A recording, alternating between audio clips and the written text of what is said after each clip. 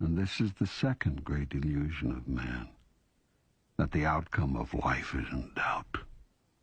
It is this doubt about ultimate outcome that has created your greatest enemy, which is fear. For if you doubt outcome, then you must doubt Creator. You must doubt God. And if you doubt God, you must live in fear and guilt all your life. If you doubt God's intentions, and God's ability to produce this ultimate result, then how can you ever relax? How can you ever truly find peace? Yet God has full power to match intentions with results. You cannot and will not believe in this, even though you claim that God is all-powerful. And so you have to create in your imagination a power equal to God, in order that you may find a way for God's will to be thwarted. So you have created in your mythology the being you call devil. You have even imagined a God at war with this being, thinking that God solves problems the way you do. Finally, you have actually imagined that God could lose this war. All of this violates everything you say you know about God, but this doesn't matter. You live your illusion, and thus feel your fear, all out of your decision to doubt God. But what if you made a new decision? What then would be the result? I tell you this, you would live as the Buddha did, as Jesus did, as did every saint you have ever idolized. Yet, as with most of these saints, people would not understand you. And when you tried to explain your sense of peace, your joy in life, your inner ecstasy, they would listen to your words but not hear them. They would try to repeat your words, but would add to them. They would wonder how you could have what they cannot find. And then they would grow jealous. Soon jealousy would turn to rage, and in their anger they would try to convince you that it is you who do not understand God. And if they were unsuccessful at tearing you from your joy, they would seek to harm you. So enormous would be their rage. And when you told them it does not matter, that even death cannot interrupt your joy nor change your truth, they would surely kill you. Then, when they saw the peace with which you accepted death, they would call you a saint and love you again. For it is the nature of people to love, then destroy, then love again that which they value most. But why? Why do we do that? All human actions are motivated at their deepest level by one of two emotions, fear or love. In truth, there are only two emotions, only two words in the language of the soul. These are the opposite ends of the great polarity which I created when I produced the universe and your world as you know it today. These are the 2 points, the alpha and the omega, which allow the system you call relativity to be. Without these 2 points, without these 2 ideas about things, no other idea could exist. Every human thought and every human action is based in either love or fear. There's no other human motivation, and all other ideas are but derivatives of these 2. They are simply different versions, different twists on the same theme. Think on this deeply, and you will see that it is true. This is what I have called the sponsoring thought. It is either a thought of love or fear. This is the thought behind the thought behind the thought. It is the first thought. It is prime force. It is the raw energy that drives the engine of human experience. And here is how human behavior produces repeat experience after repeat experience. It is why humans love, then destroy, then love again. Always there's the swing from one emotion to the other. Love sponsors, fear sponsors, love sponsors fear. And the reason is found in the first lie. The lie which you hold is the truth about God, that God cannot be trusted, that God's love cannot be depended upon. that God's acceptance of you is conditional, that the ultimate outcome is thus in doubt. For if you cannot depend on God's love to always be there, on whose love can you depend?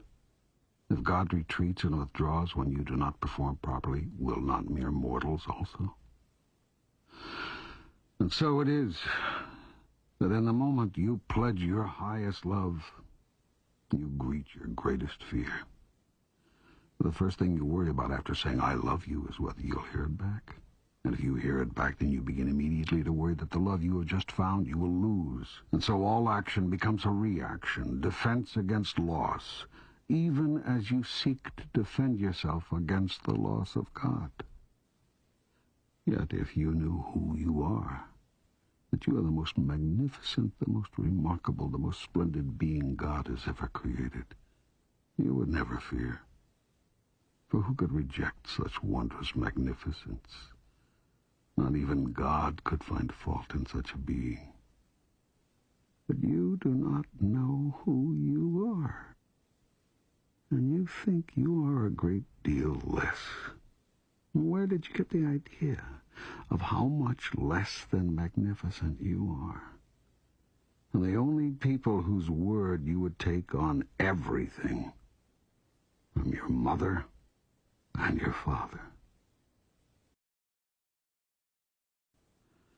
These are the people who love you the most. Why would they lie to you? Yet have they not told you that you are too much of this and not enough of that? Have they not reminded you that you are to be seen and not heard? Have they not scolded you in some of the moments of your greatest exuberance? And did they not encourage you to set aside some of your wildest imagining? These are the messages you've received. And though they do not meet the criteria, and are thus not messages from God, they might as well have been. For they have come from the gods of your universe, surely enough. It was your parents who taught you that love is conditional. You have felt their conditions many times, and that is the experience you take into your own love relationships. It is also the experience you bring to me. From this experience you draw your conclusions about me. Within this framework you speak your truth. God is a loving God, you say, but if you break his commandments, he will punish you with the eternal banishment and everlasting damnation. For have you not experienced the banishment of your own parents? Do you not know the pain of their damnation? How, then, could you imagine it to be any different with me? You have forgotten what it was like to be loved without condition. You do not remember the experience of the love of God. And so you try to imagine what God's love must be like, based on what you see of love in the world. You have projected the role of parent onto God, and have thus come up with a God who judges and rewards or punishes based on how good he feels about what you've been up to. But this is a simplistic view of God, based on your mythology. It has nothing to do with who I am. Having thus created an entire thought system about God, based on human experience rather than spiritual truths, you then create an entire reality around love. It is a fear-based reality, rooted in the idea of a fearful, vengeful God. Its sponsoring thought is wrong, but to deny that thought would be to disrupt your whole theology. And though the new theology, which would replace it, would truly be your salvation, you cannot accept it, because the idea of a God who is not to be feared, who will not judge, and who has no cause to punish, is simply too magnificent to be embraced within your grandest notion of who and what God is. This fear-based love reality dominates your experience of love. Indeed, actually creates it. For not only do you see yourself receiving love which is conditional, you also watch yourself giving it in the same way. And even while you withhold and retreat and set your conditions, A part of you knows this is not what love really is. Still, you seem powerless to change the way you dispense it. You've learned the hard way, you tell yourself, and you'll be damned if you're going to leave yourself vulnerable again. Yet the truth is, you'll be damned if you don't. By your own mistaken thoughts about love, do you damn yourself never to experience it purely? So too, do you damn yourself never to know me as I really am, until you do.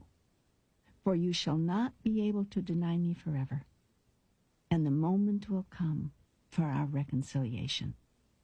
Every action taken by human beings is based in love or fear, not simply those dealing with relationships. Decisions affecting business, industry, politics, religion, the education of your young, the social agenda of your nations, the economic goals of your society, choices involving war, peace, attack, defense, aggression, submission, determinations to covet or give away, to save or to share, to unite or to divide. Every single free choice you ever undertake arises out of one of the only two possible thoughts there are, a thought of love or a thought of fear. Fear is the energy which contracts, closes down, draws in, runs, hides, hoards, harms. Love is the energy which expands, opens up, sends out, stays, reveals, shares, heals. Fear wraps our bodies in clothing. Love allows us to stand naked. Fear clings to and clutches all that we have. Soothes. Fear attacks. Love amends.